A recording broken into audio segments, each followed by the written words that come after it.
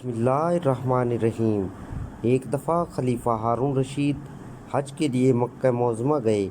مینا میں قیام کی پہلی رات تھی۔ اس کا وزیر فضل بن رعیب رات گئے تک خیمے میں اس کے ساتھ بیٹھا رہا، پھر ہارون رشید سے اجازت لے کر اپنے خیمے میں چلا گیا اور خواب راحت کے مزے لینے لگا۔ تھوڑی دیر بعد اس نے اچانک سنا کہ کوئی اس کے خیمے کا دروازہ کھٹکھٹا رہا ہے۔ اٹھ کر باہر آیا تو ہارون رشید کو کھڑے پایا۔ فضل نے زمین ادب چوم کر کہا، امیر المومنین، اس وقت کیسے تکلیف فرمائی؟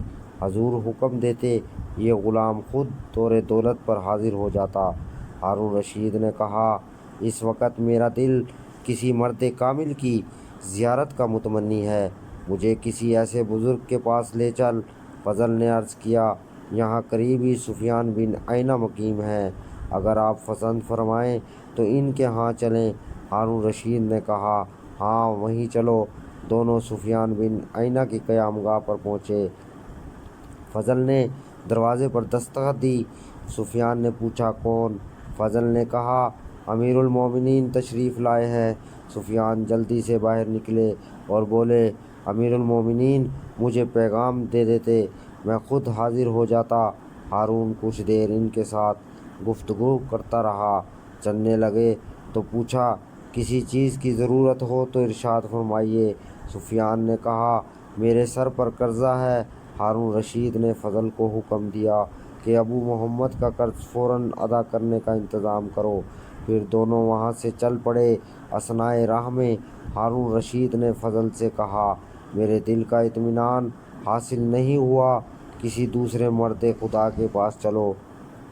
فضل نے کہا، امیر المومنین فلاں جگہ محدث عبدالرزاق بن حمام بن نافل خمیری الصفانی قیام پذیر ہیں۔ رشید نے کہا، چلو انہی کے پاس چلتے ہیں۔ فضل نے کہا، عبدالرزاق بن حمام کی رہائش گاہ کا دروازہ کھٹکھٹایا تو اندر سے عبدالرزاق نے آواز دی، کون ہے؟ فضل نے جواب دیا، امیر المومنین آپ سے ملاقات کرنا چاہتے ہیں۔ عبدالرزاق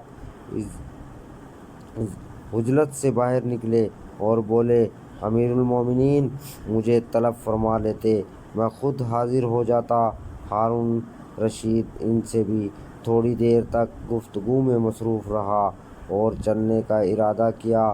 چلتے چلتے عبدالرزاق سے پوچھا، آپ پر کوئی قرض ہو تو نہیں؟ عبدالرزاق نے جواب دیا، امیر المومنین میں اتنی رقم کا مقروض ہوں۔ ہارون رشید نے فضل کو حکم دیا، ابو عباس ان کا قرض ادا کر دو۔ وہاں سے چلے تو ہارون رشید نے فضل سے کہا، اے ابو عباس، یہاں بھی میرے دل کی مراد پوری نہیں ہوئی، چلو کسی اور کے پاس چلیں۔